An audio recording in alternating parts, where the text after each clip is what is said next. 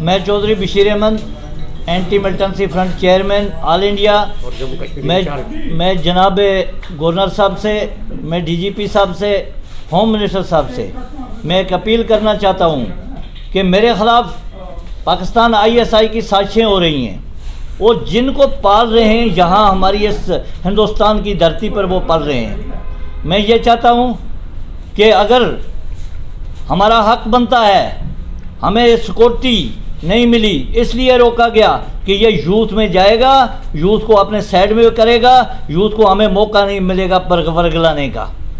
यहाँ मेरे गुजर भाई, बकरवाल भाई, मेरे कश्मीरी भाई, मेरे हिंदू, डोगरा, मुस्लिम, हम सब भाईचारा है। किसी एक कौम का नाम नहीं लेता हूँ मैं कि किसी कौम को ये लगे, हमारे ये पंडित भाई भी हैं, हमारे को ये लगे कि मैं एक फने खान नहीं हूँ। मेरे बाजू, मेरी ताकत, मेरी एकता अखंडता तो आप लोग हैं, आप हमारे भाई हो, बाकी हमारा कोई भी नहीं है। मगर मैं ये चाहता हूँ, मेरे साथ नाइंसाफ़ी है। नाइंसाफ़ी ये है कि मैंने एंटी मिलिटेंसी फ्रंट अगर मैंने बनाया, मैंने कोई घर के लिए नहीं बनाया, अपनी फैमिली के लिए बनाया, ये मेरे देश के लिए बनाया।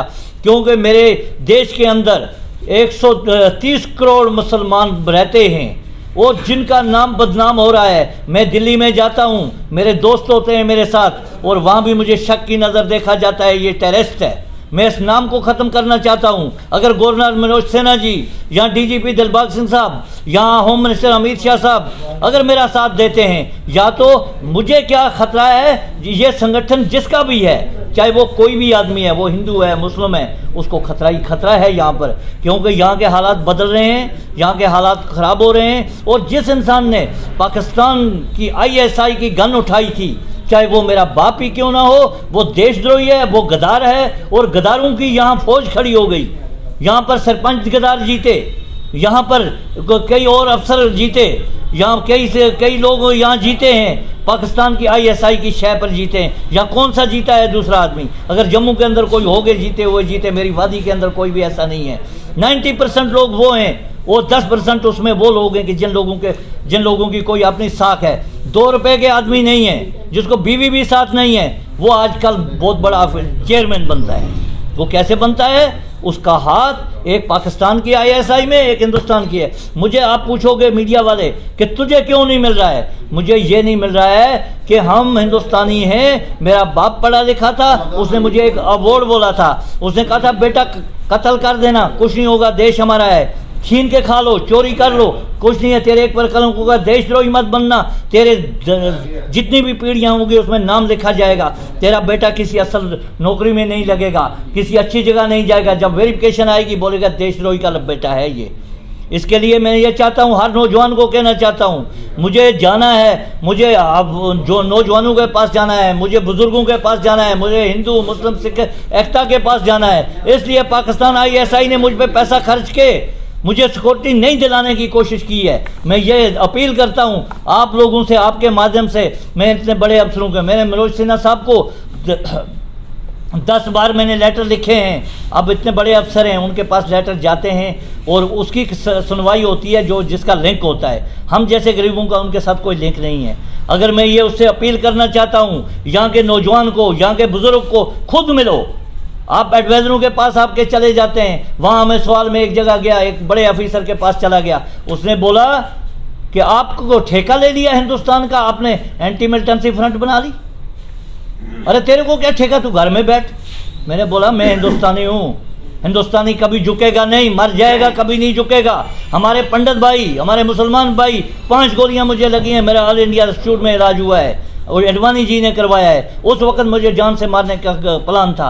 मैं जम्मू के अंदर रहता हूँ, मैं दिल्ली में रहता हूँ, और एक बात है कि मेरे को कोई सिक्योरिटी नहीं है। जिन लोगों के पाकिस्तान के अंदर साथ है, हाथ है, 4 भाई पाकिस्तान में बैठे हैं, उसका बाप बैठा है, बेटा बैठा है, वहाँ पर ISI चला रहा है, पाकिस्तान हिंदुस्तान के ख़िलाफ़ कार्रवाई कर रहा है, उसको यहाँ पर सिक्योरिटियाँ, गाड़ियाँ, व्हीकल, उसके पास जेड पैलेस दे रखी है। क्या हिंदुस्तान को ख़त्म करना है? क्या मुल्क के एकता अखंडता को ख़त्म करना है, भाईचारा को? अभी यहाँ कुछ होता है या कोई भी बात होती है, हिंदू मुस्लिम का फसादात होते हैं, यहाँ पर कोई हमारी गाय जो एक हमारे पवित्र, हमारे हिंदू भाइयों का एक मान सम्मान है, हम उसका भी सम्मान करते हैं। यहाँ पर एलिगेशन नहीं आना चाहिए। हम लोग यहाँ पर बैठे हैं, हम ये चाहते हैं, और मेरे को इसलिए दबाया जा रहा है कि ये हिंदुस्तान का नाम लेता है, ओपन नाम लेता है, ओपन बात करता है। पाकिस्तान ने अभी इस वक्त आज 6 तारीख को वो कहते हैं कि हम कश्मीरियों के मसीहा हैं। अरे तुम कश्मीरियों के मसीहा कहाँ हैं? तुमने हमारे हाथ में गन दी, हमारे बच्चों के हाथ में गन दी। अगर तुझ में ताकत थी हिंदुस्तान से लड़ने की, तू लड़ता, हम भी देखते। मैं ये कहता हूँ हिंदुस्तान हमें पावर दे, मुझे पावर दे। 2 साल सिर्फ मेरे को चाहिए, सिर्फ 2 साल चाहिए।